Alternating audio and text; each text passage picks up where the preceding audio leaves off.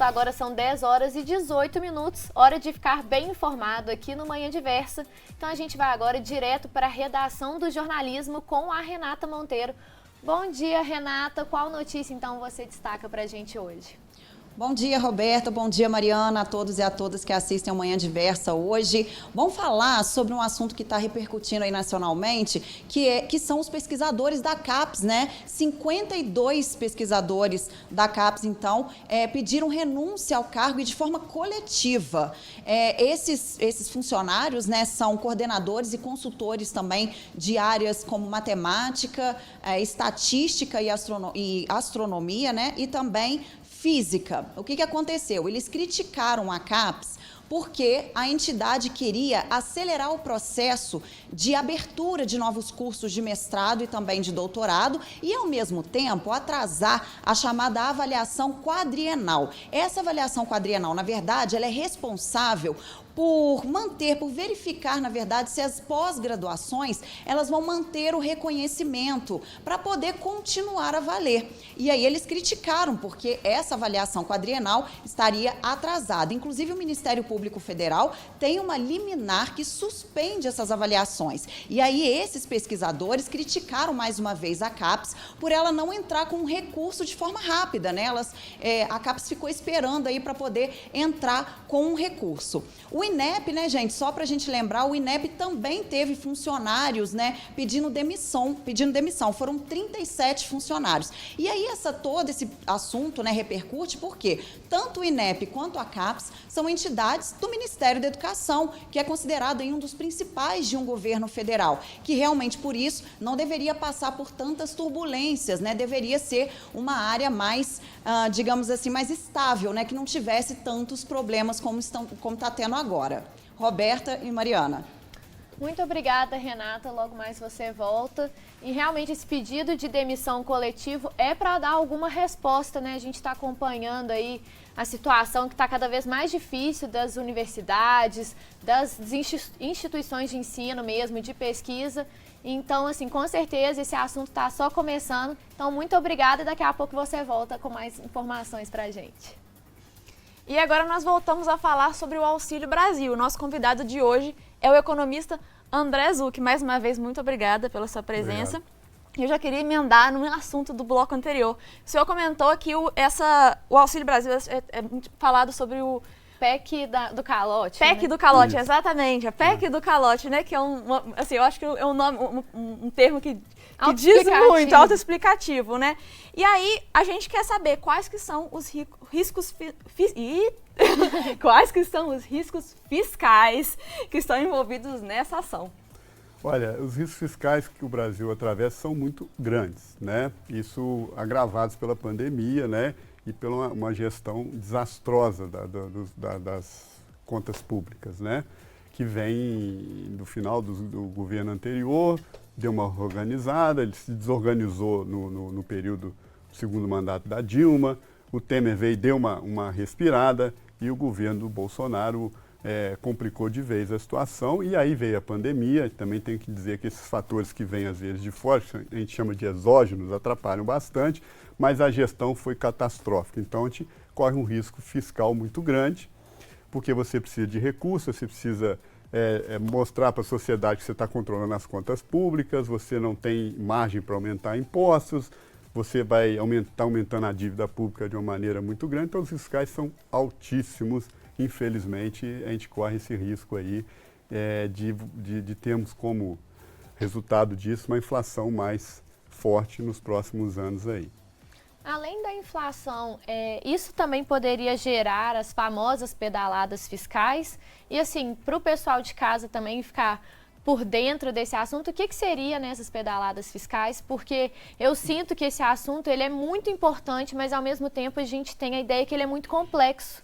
Sim. Então, assim, antes de estar aqui com a entrevista hoje, que a gente teve que pesquisar, eu sabia pouquíssimo, assim, agora conversando com o senhor que eu estou aqui, né, pegando essas informações. Então, eu acho importante também para o pessoal de casa, né, ficar a par. Eu vou explicar, a pedalada fiscal. É aquele famoso jeitinho que você dá para dizer uma coisa, para as pessoas acharem que é, mas aquilo não é o que está aparecendo que é, né, as famosas pedaladas. É o jeitinho que se faz, né, por exemplo.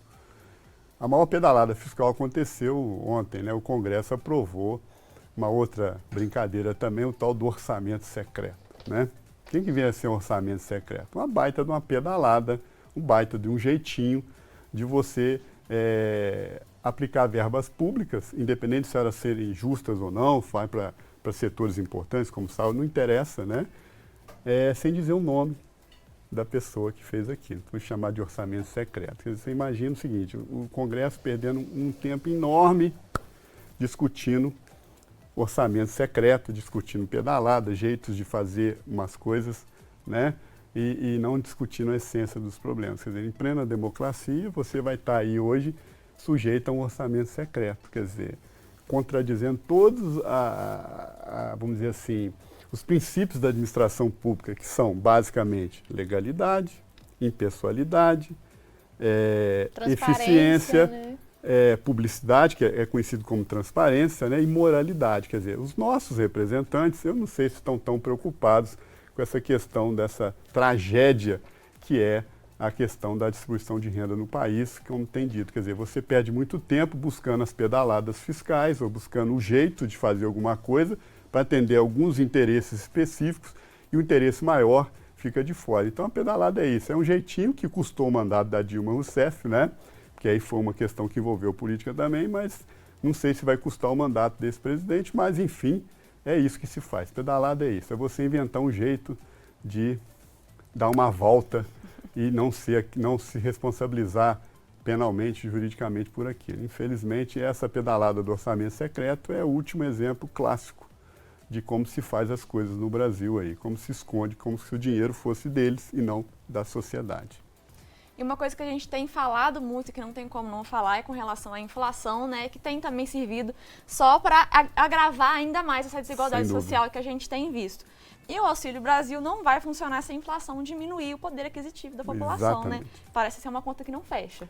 Isso é um problema importante, né? Porque você vai aumentar o auxílio justo, nós não estamos aqui discutindo a questão da justiça social, é fato. Mas ele vem acompanhado de um pacote, né? De um presente extra, né? Que é a inflação. Então, quando esse auxílio chegar, as pessoas já vão comprar menos, é aquela corrida. E essas pessoas, as pessoas mais pobres, né, sofrem muito mais com a inflação do que as pessoas mais ricas, que têm como defender os seus recursos, né, aplicando dinheiro, né, fazendo seus investimentos, coisas que essas pessoas que estão à margem não adquirem. Quem viveu como eu vivi, vocês não são... eu sou fruto de uma inflação galopante da década de 80, eu passei parte da minha formação profissional, parte do meu trabalho em cima de uma inflação que beirava os 30% ao ano, e a gente espera que isso não ocorra no Brasil, que a gente consiga controlar, porque realmente é isso, as pessoas já vão receber um recurso que já vale menos, principalmente os básicos, essas pessoas vão receber esse recurso para comprar comida, né, e é o que mais avança aí na inflação. Isso é outro problema muito grave com relação a isso.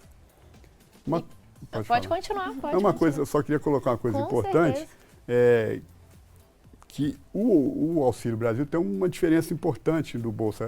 Avançou um pouquinho na questão que eles chamam de regra de emancipação, né? Quer dizer, você tem regras para entrar e você tem regras para ser excluído, né? E vamos ficar na renda, por exemplo. Você tem número de filhos, você tem filhos menores, se a pessoa é gestante, tem várias regras que vão aumentando a renda de acordo com essas regras. Mas é a regra da renda.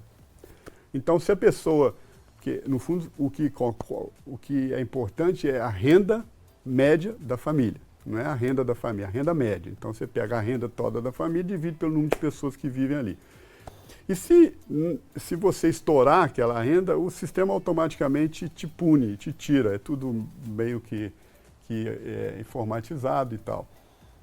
E com a regra da emancipação, me parece que as pessoas vão poder continuar, mesmo estourando em um determinado momento do período essa regra, vão poder ficar 24 meses ainda recebendo o recurso, né? E você continua ajudando aquela pessoa, mesmo que em um determinado momento ela melhorou a renda dela, a renda média da família, tipo, alguém começou a trabalhar e ganhou um pouquinho mais e aí estourou. Isso é importante, né? Que você pelo menos dá uma certa estabilidade àquelas famílias que ficam entrando e saindo do sistema. Isso é uma regra importante.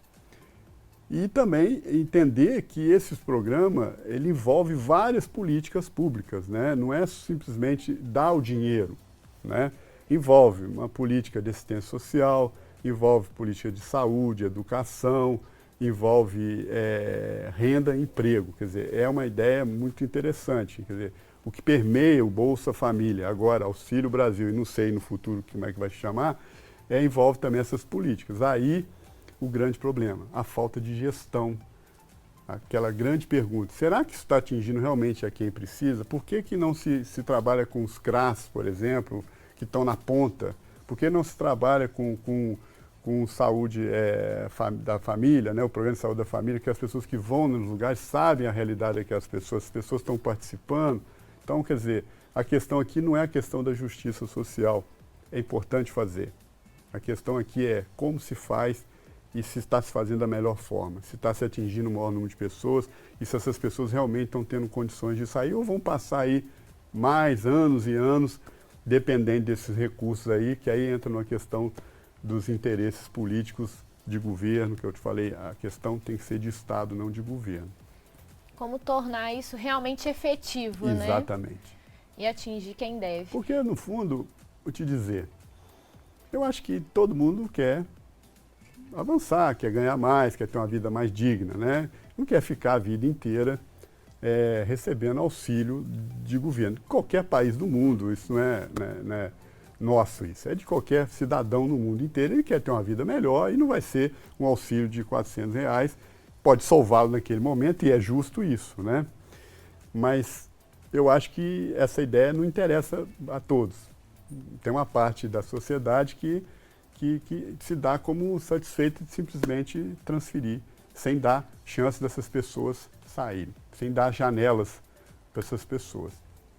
André, torna essas pessoas reféns. Enquanto você fala, a gente vê o quão é importante mesmo reforçar, né, esse tipo de assunto, porque aqui a gente está falando sobre uma sociedade mais justa, né? Então é uma coisa assim, que tem que ser feita, que tem que ser prioridade e que tem que ser falado, tem que ser discutido e que, inclusive, a população esteja participando de forma ativa, né, dessa mudança, dessa transformação. Exatamente. Então, assim, espero receber você aqui mais vezes, porque realmente esse bate-papo, ele traz vários outros subtemas aí. Então, assim, queria agradecer a sua presença, viu? Muito obrigada. Tá, obrigado a vocês por terem me convidado. Muito obrigado.